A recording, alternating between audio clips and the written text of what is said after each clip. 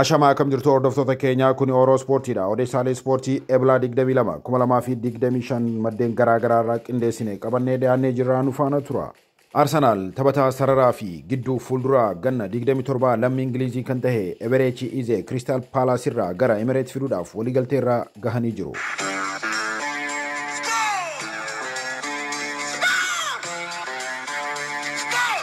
Taphataan kun kanaan dura Chelseadhaan barbaadamaa kan ture yoo ta'uu fi Chelsea jijjiirraa taphatichaa osoo ittiin fufiin kan hafe yoo ta'u boodarra Tottenham taphaticha kana jijjiirachuudhaaf sadarkaa xumuraarra gahee ture. Yaa ta'u malee Arsenaal taphataa isaanii sararaa gidduu fuulduraa kan ta'e Kai Havertz erga miidhaan irra gahee booda magaalaa jijjiirraa taphattootaatti kan seenanii fi Eze irratti kan xiyyeeffatan yoo ta'u taphaticha qalbii fuudhuudhaan yaada isaa gara Tottenham Hotspur deemu yaadee ture jijjiirsuudhaan gara Emirates akka dhufu amansiisuudhaan Euro miliyoona 67 qabxii 5 waliigaltee xumuranii jiru.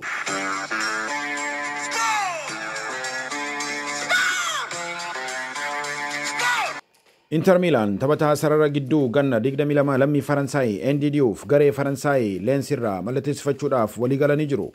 Inter Milan taphataa kanaaf waliigaltee hanga bara 2030 turu kan kennaniif yoo ta'u jijjiirraa isaatiifis baasii waliigalaa Euro miliyoona 25 ni kaffalu.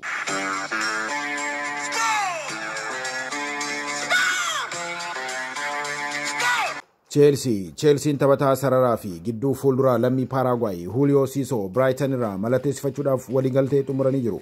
Taphataa ganna 21 kanaaf Chelsea waliigaltee hanga bara 2031 filannoo sana booda waliigalticha dheeressuutiin gara Stamford Bridge fiduudhaaf waliigalanii jiru.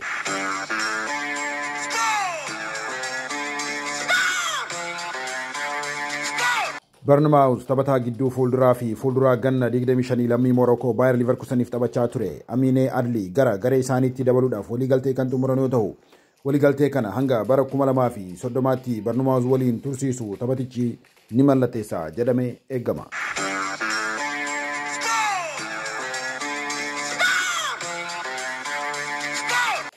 Taphataan sarara mirgaa dinqisiisaa lammii Misraa Ijiptii kan ta'e Mohamed Salah badhaasa taphataa cimaa bara dorgommii darbee PFA'n baraan qopheessu seenaa badhaasichaa keessatti badhaasa kana yeroo sadaffaadhaaf badhaafamee taphataa jalqabaa ta'ee jira.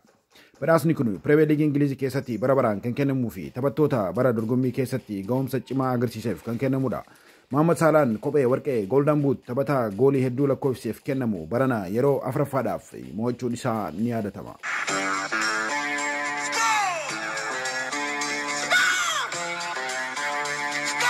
Gara taphoota liigiiwwan Awurooppaa har'aa kaasee hanga jalqaba torbee dhufuu irratti godhamanitti yoo ceenu Premier League Ingiliziitiin har'a Chelsea gara dirree West Ham United deemuudhaan areenaa irratti galgala sa'a 4 irratti kan taphatan yoo ta'u tapha cimaa torbee kanaa keessaa tokko kan ta'e taphni Tottenham fi Manchester Cityin dirree Manchester City irratti boru guyyaa sa'aatii 8 walakkaa irratti ni godhama.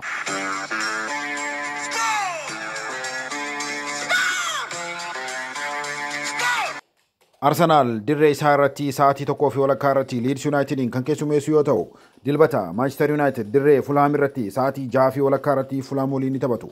Wixata taphni eeggamaan torbee kana Liverpool fi Newcastle United gidduutti dirree Newcastle St James Park irratti galgala sa'aatii 4 irratti ni raawwatama.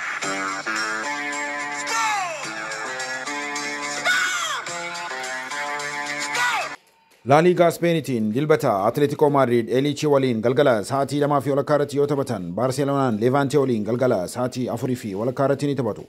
Real Madrid wixata sa'aatii 4 walakkaa irratti Oviedo waliin ni morkatu.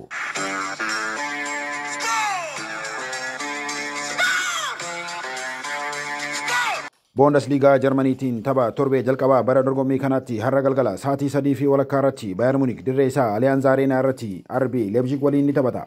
Baruu Liverkusenii fi Hoffenheim guyyaa sa'aatii 11 walakkaa irratti kan taphatan yoo ta'u dilbata galgala sa'aatii 1 walakkaa irratti Dortmund Sant Paul waliin ni taphatu.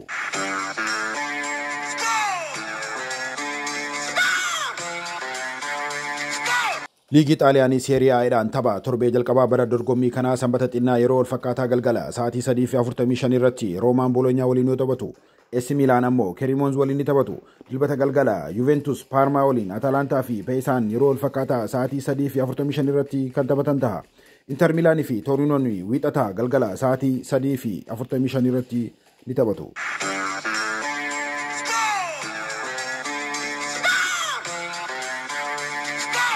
Liigwaanii Faransaaytiin har'a galgala sa'aatii 3:45 irratti PSG'n Angersoliin dirree isaa Park des Princes irratti yoo taphatan baruu galgala sa'aatii 3:05 irratti Liyoonii fi Meetsi ni taphatu.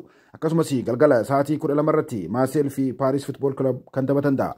Odeessaaleen ispoortii maddeen garaa garaa irraa har'aaf isiniif qindeessine kanuma yeroo gaarii.